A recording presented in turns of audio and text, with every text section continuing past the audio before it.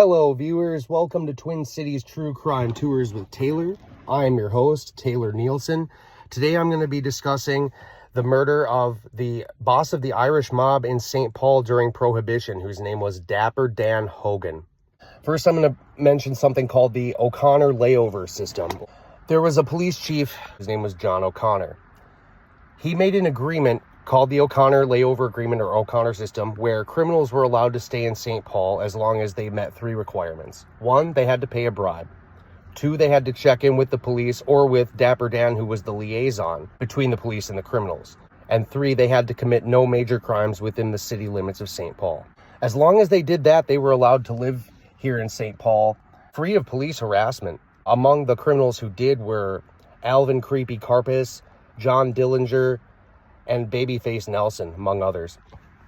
Dapper Dan was instrumental in this agreement because he was essentially the liaison between the cops and the criminals. Many of the criminals would go check in with him first when they arrived in St. Paul. Dapper Dan was born in California in 1880 to Irish Catholic parents.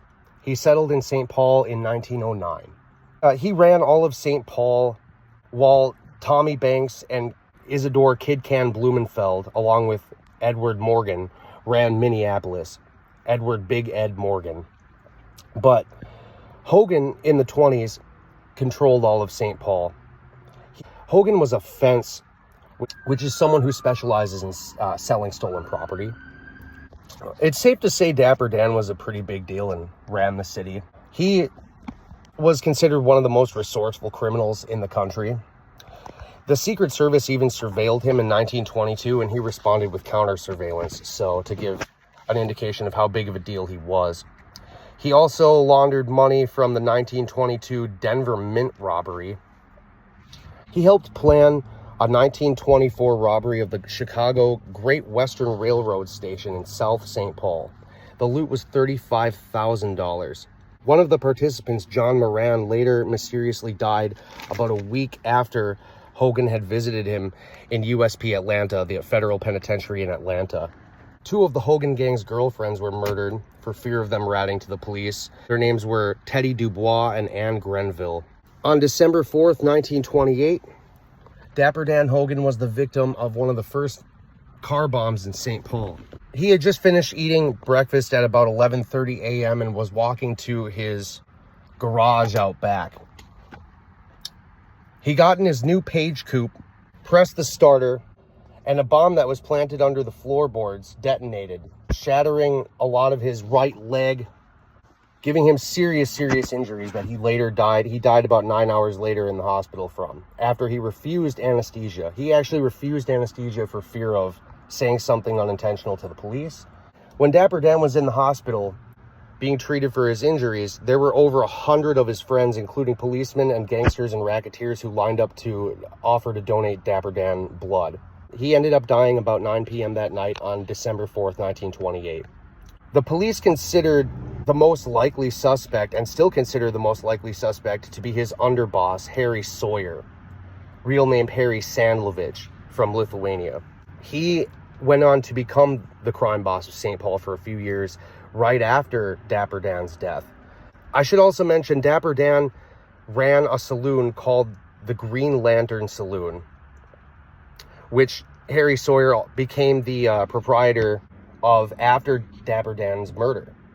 So he was considered by far the most likely suspect. Harry Sawyer was Dapper Dan's underboss, and he ended up taking over after Dapper Dan died. So why don't I show you the house? This is actually the alley where it happened. I have to show you first.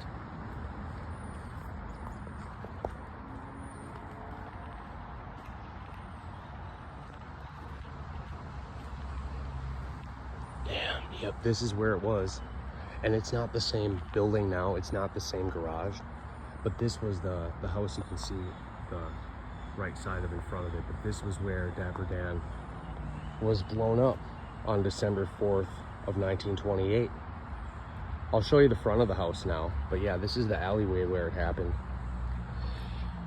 Supposedly Dapper Dan had seen some men hanging out back here, either the night before or the morning of, or recently. But let me take you around to the front.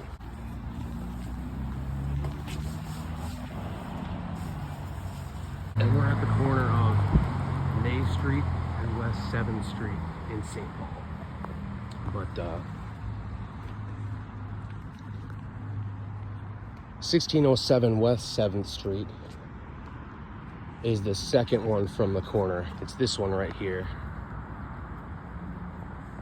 This was Dapper Dan Hogan's house, the boss of the Irish mob in St. Paul, who was one of the first victims of a car bomb. Not the actual first, but one of the first.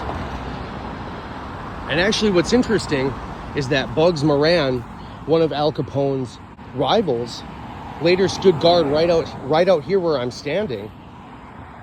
Stood guard outside of Dapper Dan's house, presumably to guard Dapper Dan's family from further attacks. But yeah, Bugs Moran stood exactly where I'm standing today.